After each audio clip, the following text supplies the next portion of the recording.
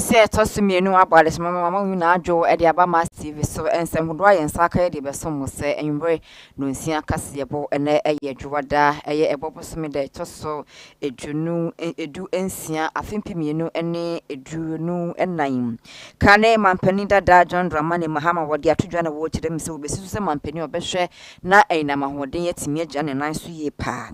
Sada enso ena Jamestown habo na mampani ko bia no empanifo kire se ebetim de edwuma nko 4000 abre embebu na wonum ewo ho Sada enso ena kane mampani dada ya nso woboso bo se gadam sensensem no ekufu adhwem na yemfa nshaw because wona wote aba so emfa nkwhye wonu sansen wonu woni aba mu enti ye ka na wagye yatom Sada enso ena Kingdom Priority Church kofa ba na se penny power dano wode nsem bia todwa na wotire mu se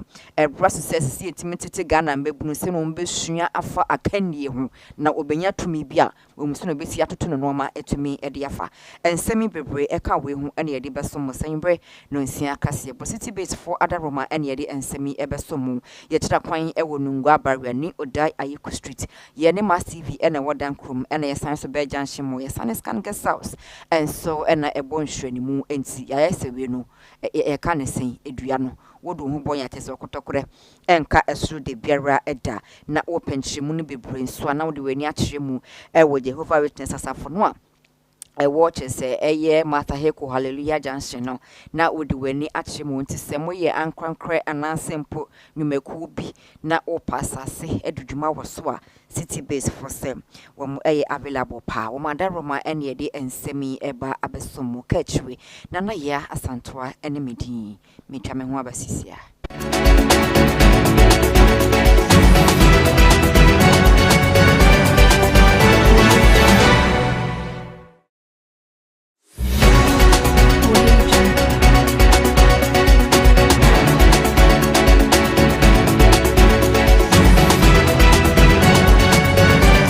Yefi ensem no asedia kane mampani dada John Dramani Mahama wo sansa pre ese Frank Krani ewo amanyuko NDC dinimu na nensem baako a anase na sem baako a waka tudwa amagana for ye twene serani abasa eye 24-hour economy na wade nsem bia tudwa na wo kyeremu se eno no esese etimi ho aka de kura ansa na Ghana for agina tum atrabara ma no se wo medi mampani ewo omanyimu eno nti wo se wo ba esanse sese ni bia ba ne ye de enam ene di dwumanti se na bia 24-hour economy na betimi abaso no so obesiso ade ba ko ade ne bekire mahwe aboa ene so obehwe na enam kanea etimi agya ne naso pampesa aboa papo se ne ebeya ekoba se ne ye wo bi kwa wia no pa na dwoa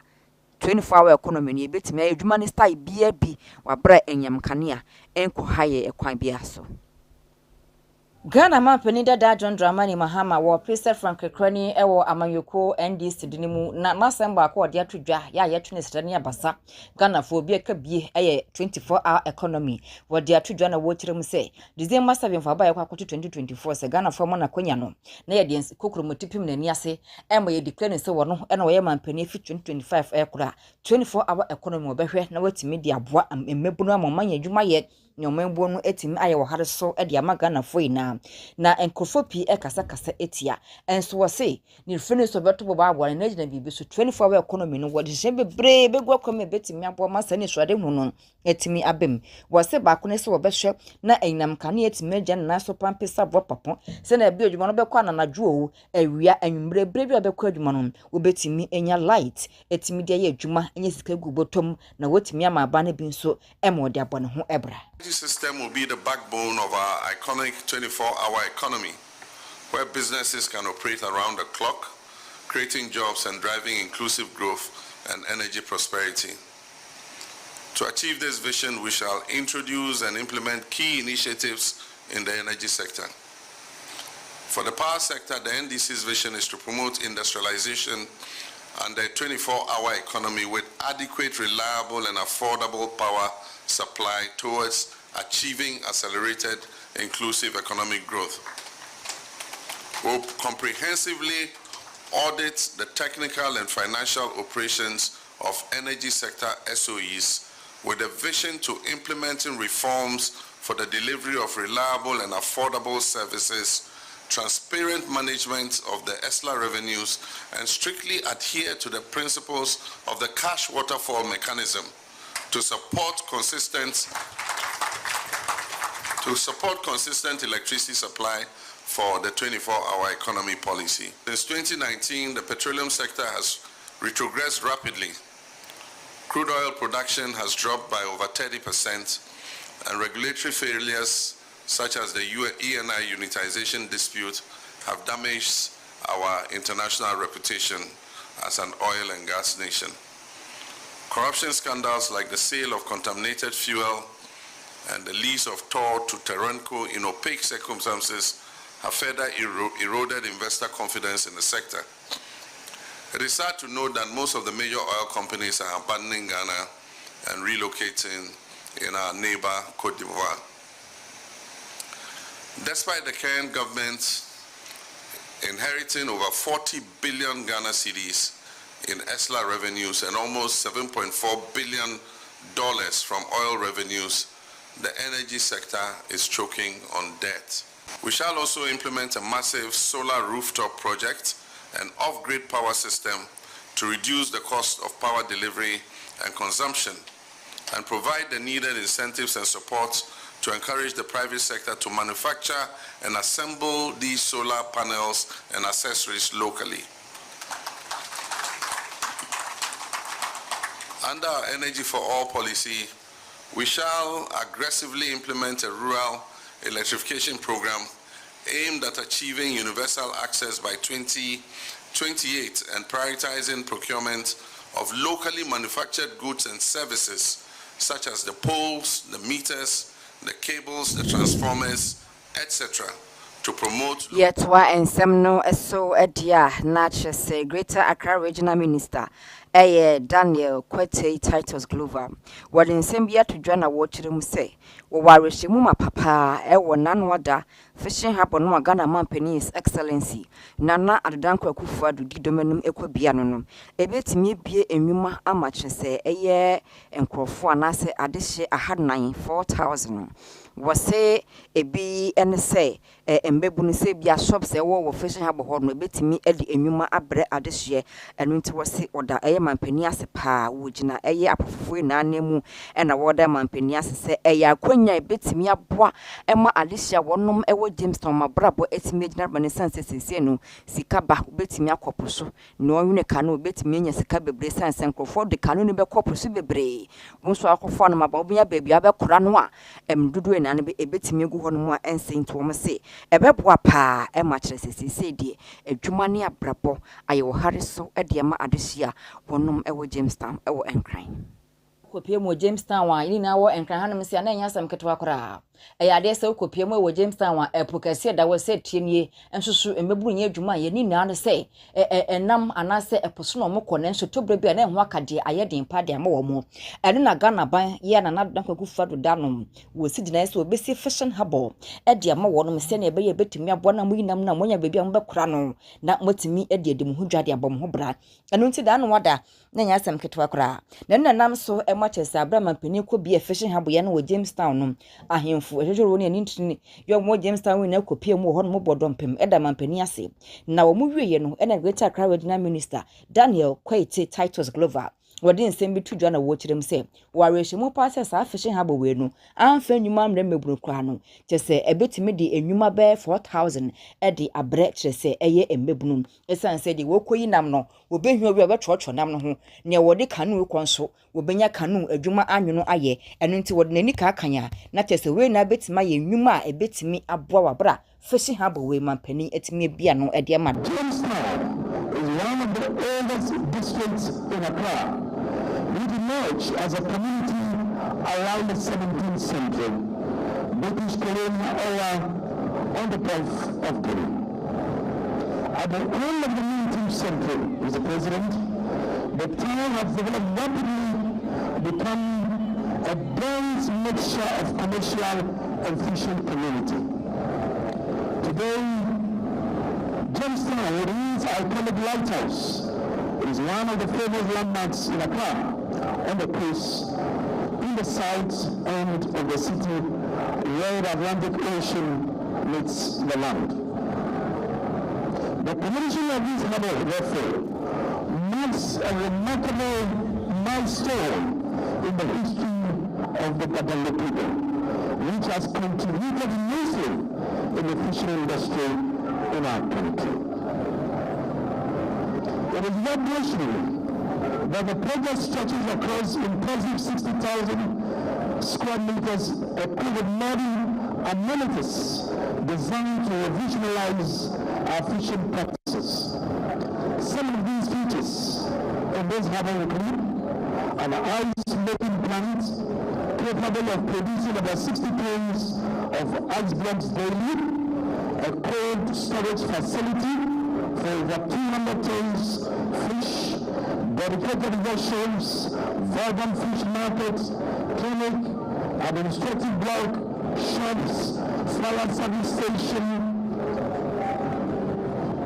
and other supporting services, including a crèche for our young ones. Mr. President, it is estimated that this fishing harbour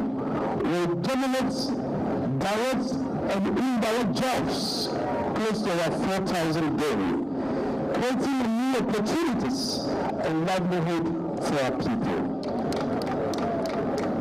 I wish therefore to implore that Ghana President Harbours Authority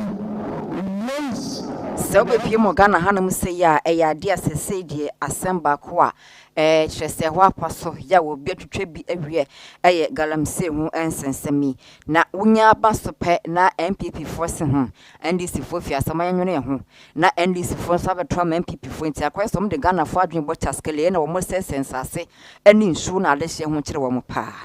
Nenam so emakane openipa no woye tesepeni ewo Ghana Massghtv na woda domkuma no ano wo science Massghtv edima de hye wonom ewo Tamale South numiafo Haruna Idrisu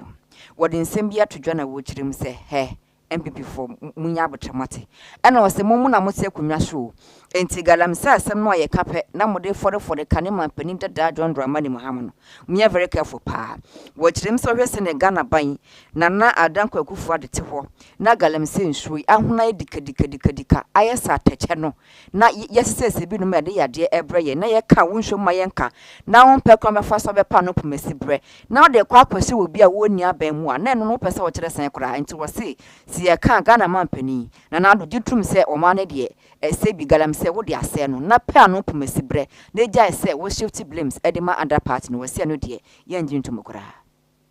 Empeni se wobofo ene ne nam eho apaso eyade so bepiem Ghana hanom se ya se de asemba kwa ye twene sere ene abasa eye galamse hu nsensem a ese yenso edi wo mandem edidi emu se kro ya empeni function ka ho asem na akwaye samanyoku akese mi no Ghana hanom se no MPP ni NDC wokoka galamse asempe MPP force eyeyenia NDC force eyeyenia NDC force eyeyenia we mu se eyeyenia nti akwaye se ye hu no kro ene empenufo kopotia wo mu edidi disa galamse insemi anim enne nam so match se kane wo pani na wo yete se pani pa edema edom kuma wonom ewo emrahye bedwofie wo sanso eye temale mrahye bedwenin eye Haruna Idrisu wode nsem bi atodwa na wo kirem se gadam sa asem de ye ka hwena Ghana for kane man pani dada John Dramani Mahama abanya wosie kunwa so na se so de ne nan sifom na wo hwe se ade na ekos no yentimetwase enti Ghana man pani His Excellency Nana Adanko Akufo-Addo wonumiafo Haruna Idrisu wo de to anim se wona wotie kunwa so se senti bibi ba so won no de bo elu nti fa wona sifom na so betu ase twase na je ase ye ka na o se kane man pani dada won na fi ase enti wo so ye bia twase mo se sane de ntimi mwa kra e mo man yentimi enko yanim. The 900 million they have spent on cathedral can finish all the rural communities in the area here which has no electricity. Remember that the NDC expanded coverage of electricity to many communities. At the time we left office, it was between 72 and 82%. We will achieve universal access with all the communities here connected to the national grid with him as your member of parliament. He then waded into the issue of illegal mining, stating that the hands of John Dramani Mahama are clean, piling the blame on President Akufo-Addo. Speaking about Galamsey, they forget one important thing. They should read Article 268 of the Constitution will all mineral resources in Ghana are vested in the president. That president is Nana Akufo-Addo, not John Mahama. If it is not being managed well, if it is managed in a manner which is destructive of our livelihood, we will hold Nana Addo solely responsible to it. So they should stop shifting the goalposts, calling John Mahama name. We didn't give John Mahama the power today, the authority and mandate today to preside over the judicious and optimal utilization of our mineral resources. We gave that power to Nana Addo Akufo. Yet, and some no so edia, natural say, a Christ Uncle Leadership and Ordination, a institution by Quamodin Church, a Magana, Mebunu Comefaswa, Mubedi, a dominum, any adiade. Na Chess head pastor, Eddie Kingdom Priority Embassy, a Apostle D.A. Jeff. What in semi to Joanna watch them say. One more share that is squeeze send a beyomude enter the mapa, a bit media ma and crank compass, a woman peddy bre, ever abimu and sorry moon afi or mine mu send a bear, one bet me others by Papa Eddie. What in semi to dry our masks, yes, so and I watch them say. And what quack here say it immediately and bebuno quiet fast why ye di a dominum send a beomunia quenyanwa, one more et me and pepe. Not we ye no, and as young funny bin swa, one we graduation even Edward Munsem to John Muchim so don't mama swing one bear so met media a Juman and Yanstrash papa a watch a mine so. Apostle D.A. Jeff. Now what you away yet. And not just a Christ Uncle Leadership and Ordination. One more a power and crophobia margin to tear, a far to say a kendi a home, and I face set ye did the bre, one more etime a graduate tea. Not what they and same way to mask Cassianim and Apostle D.A. Jeff H. say. Yet say, sir, a coy and I say institution ye, send a bay a bit me a wana and crack, ya mope the bre, and I say poor mopete said. Jumedie bi edi se eye police so eye asafo se ye asofo jume bi a wo pese wudie no ese se wutimi enya ho animde eno nti wodi tudwa na wo kirim se we enye first batch graduate we mu mu wo hwe ni mu se graduation we no ebetwetwe afoforo bebre etimi edwoma ba se na ebe ye ebetimi aboa na ye ka se leadership ankrofo bete ase se na ebe obenya dedre na obetimi ate ase se na sesa me yese wo kandini no betimi aboa pa ema oban no etimi akoso ensem bebre. No, yeah, graduation. Graduation now. The training arm of our church, Kingdom Priority Embassy, the training leadership training arm. No, IFN Christ Anchor Leadership and Ordination. No, yeah, the microphone be members ni be alpha into TMO to prepare them to take various leadership role in the church and in the marketplace. Into more we or more addition, no. Yeah, graduate or more. And the aim of Christ Anchor Leadership and Ordination School, no, a school here ordinary software, so you raise leaders, you training leaders in school. Your aim is simple. Our aim is to raise Christ-like leaders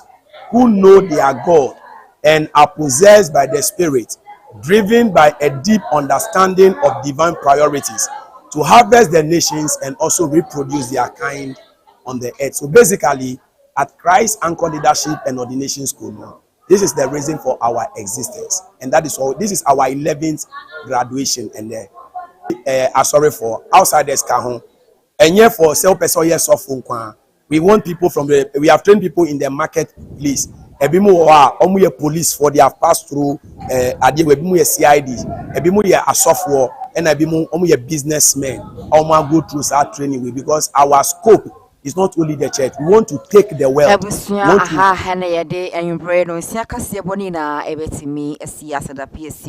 And comma abwa from Soya Senaya a city based properties Ghana Limited Sada and some and a production crew so Omaya Denya Misha Ubibiara na and some Ebiawati and say. Eunumia for her no do see what in same year to join a watching as a Ghana by Gadam sense and some no idea but so airborne Modiana Jitum. Why? na pa no pomesibre na gya se ka na nso wo de kwaje ABCD no eno entimi emboa sada enso na chese Greater Accra Regional Minister onumianfo Titus Glover nso de atodress fashion habo no Ghana mampani bi na no wada no ebetimi abo malishe bebre no a etimi enya edwuma aye we ene ensema foforo bia eka ho ene ye de somu ewe na nwumbre no nsia kase boyi eso medin edika chwe nana ya asanto ameda wase emamu ene hye